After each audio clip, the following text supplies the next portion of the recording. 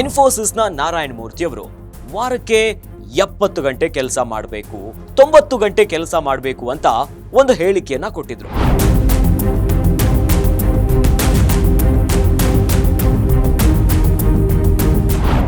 ಕೆಲವು ನಿಮಿಷಗಳಲ್ಲಿ ಬರೋಬ್ಬರಿ 1800 ಕೋಟಿಗೂ ಹೆಚ್ಚು ಅಮೌಂಟ್ ಅನ್ನ ಕಳೆದುಕೊಂಡು ಬಿಟ್ಟಿದ್ದಾರೆ. ಗ್ಯಾರಂಟಿ ಗ್ಯಾರಂಟಿ ಗ್ಯಾರಂಟಿ, ಇದು ಗ್ಯಾರಂಟಿ ನ್ಯೂಸ್, ಸುದ್ದಿ ಖಚಿತ, ನ್ಯಾಯ ನಿಶ್ಚಿತ. ನಮಸ್ತೆ ವೀಕ್ಷಕರೇ, ನಾನು ಅಖಿಲೇಶ್ ದಬ್ಬೆಕಟ್ಟೆ. ಇತ್ತೀಚೆಗಷ್ಟೇ ಇನ್ಫೋಸಿಸ್ನ ನಾರಾಯಣ ಮೂರ್ತಿ ಅವರು ವಾರಕ್ಕೆ 70 ಗಂಟೆ ಕೆಲಸ ಮಾಡಬೇಕು, 90 ಗಂಟೆ ಕೆಲಸ ಮಾಡಬೇಕು ಅಂತ ಒಂದು ಹೇಳಿಕೆಯನ್ನ ಕೊಟ್ಟಿದ್ರು. ಈ ಹೇಳಿಕೆಗೆ ಪರ ವಿರೋಧ ಚರ್ಚೆ ಎರಡೂ ಕೂಡ ನಡೀತಾ ಇತ್ತು. ಆದ್ರೆ ಇವೆಲ್ಲದರ ನಡುವೆ ಇನ್ಫೋಸಿಸ್ನ ನಾರಾಯಣ ಮೂರ್ತಿ ಅವರಿಗೆ ಒಂದು ದೊಡ್ಡ ಶಾಕ್ ಆಗಿಬಿಟ್ಟಿದೆ. ಅದುವೇ ಕೆಲವು ನಿಮಿಷಗಳಲ್ಲಿ ಬರೋಬ್ಬರಿ 1800 ಕೋಟಿಗೂ ಹೆಚ್ಚು ಅಮೌಂಟ್ ಅನ್ನ ಕಳೆದುಕೊಂಡು ಬಿಟ್ಟಿದ್ದಾರೆ. ಅಯ್ಯೋ, ಯಾಕೆ ಹಿಂಗ ಆಗ್ಬಿಡ್ತು? ವಿಶ್ವದಲ್ಲೇ ಒಂದು ಬ್ರ್ಯಾಂಡ್ ಅನ್ನ ಕ್ರಿಯೇಟ್ ಮಾಡಿರುವಂತಹ ಸಂಸ್ಥೆ ಅಂತಂದ್ರೆ ಇನ್ಫೋಸಿಸ್. ಆದ್ರೆ ಇಷ್ಟು ದೊಡ್ಡ ಅಮೌಂಟ್ ಹೇಗೆ ಲಾಸ್ ಆಯಿತು ಅಂತೀರಾ? ಈ ಬಗ್ಗೆ ಒಂದು ಕಂಪ್ಲೀಟ್ ಸ್ಟೋರಿ ಇಲ್ಲಿದೆ ನೋಡಿ.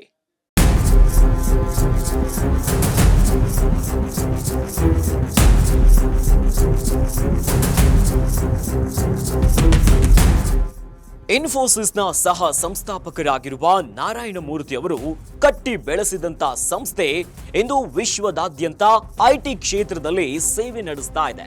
ಈ ಮೂಲಕ ವಿಶ್ವದ ಅತಿ ದೊಡ್ಡ ಕಂಪನಿಗಳಲ್ಲಿ ಒಂದಾಗಿ ಹೊರಹೊಮ್ಮಿದೆ ಇನ್ಫೋಸಿಸ್. ಆದ್ರೆ ಇತ್ತೀಚೆಗಷ್ಟೇ ನಾರಾಯಣ ಮೂರ್ತಿ ಅವರು ಸಂದರ್ಶನವೊಂದರಲ್ಲಿ ಒಂದು ಹೇಳಿಕೆಯನ್ನ ಕೊಟ್ಟಿದ್ರು. ವಾರಕ್ಕೆ 70 ಗಂಟೆಗಳ ಕಾಲ ಕೆಲಸ ಮಾಡಬೇಕು ಅನ್ನೋ ಹೇಳಿಕೆಯನ್ನ ಕೊಟ್ಟಿದ್ರು. ಆದ್ರೆ ಈ ಹೇಳಿಕೆಯ ಬೆನ್ನಲ್ಲೇ ದೇಶದಾದ್ಯಂತ ಪರ ವಿರೋಧ ಚರ್ಚೆಗಳು ಕೂಡ ನಡೆದಿತ್ತು.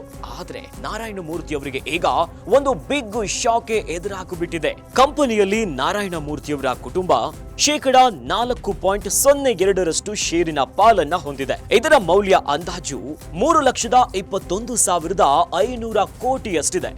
ಆದ್ರೆ ಶುಕ್ರವಾರ ಪ್ರಕಟವಾದ ಕಂಪನಿಯ ತ್ರೈಮಾಸಿಕ ವರದಿ ನಿರೀಕ್ಷೆಗಿಂತ ಕಡಿಮೆ ಮೌಲ್ಯ ಇದ್ದ ಕಾರಣ ಇನ್ಫೋಸಿಸ್ನ ಷೇರು ಮೌಲ್ಯ 6% ಭಾರಿ ಇಳಿಕೆಯನ್ನ ಕಂಡಿದೆ. ಪರಿಣಾಮ ನಾರಾಯಣ ಮೂರ್ತಿಯವರ ಕುಟುಂಬ ಹೊಂದಿರುವಂತಹ ಷೇರುಗಳ ಮೌಲ್ಯ 1,850 ಕೋಟಿ ರೂಪಾಯಿನಷ್ಟು ಇಳಿಕೆಯನ್ನ ಕಂಡಿದೆ. ಈ ಮೂಲಕ ದೊಡ್ಡ ಲಾಸ್ಗೆ ಕಾರಣ ಆಗಿಬಿಟ್ಟಿದೆ. ಇನ್ಫೋಸಿಸ್ನಲ್ಲಿ ನಾರಾಯಣ ಮೂರ್ತಿ, ಅವರ ಪತ್ನಿ ಸುಧಾ ಮೂರ್ತಿ, ಪುತ್ರ ರೋಹನ್ ಮೂರ್ತಿ, ಪುತ್ರಿ ಅಕ್ಷಿತಾ ಮೂರ್ತಿ ಮತ್ತು ಅವರ ಪತಿ ಬ್ರಿಟನ್ನ ಮಾಜಿ ಪ್ರಧಾನಿ ರಿಷಿ ಸುನಕ್ ಒಟ್ಟಾರೆ 4.02% ಹೊಂದಿದ್ದಾರೆ. ಆದ್ರೆ ಕೆಲವು ನಿಮಿಷಗಳಲ್ಲಿ ದೊಡ್ಡ ಆಘಾತವೇ ಆಗಿಬಿಟ್ಟಿದೆ. ಇನ್ಫೋಸಿಸ್ನ ಷೇರು ಬೆಲೆ 6% ಭಾರಿ ಇಳಿಕೆಯ ಹಿನ್ನೆಲೆಯಲ್ಲಿ ಕುಟುಂಬಕ್ಕೆ ದೊಡ್ಡ ಲಾಸ್ ಆಗಿಬಿಟ್ಟಿದೆ.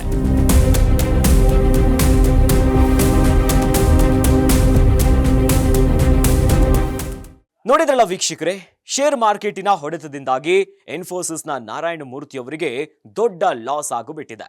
ಇನ್ನಷ್ಟು ಸುದ್ದಿಗಳಿಗಾಗಿ ನೋಡ್ತಾ ಇರಿ ಗ್ಯಾರಂಟಿ ನ್ಯೂಸ್. ಗ್ಯಾರಂಟಿ ನ್ಯೂಸ್, ಸುದ್ದಿ ಖಚಿತ, ನ್ಯಾಯ ನಿಶ್ಚಿತ.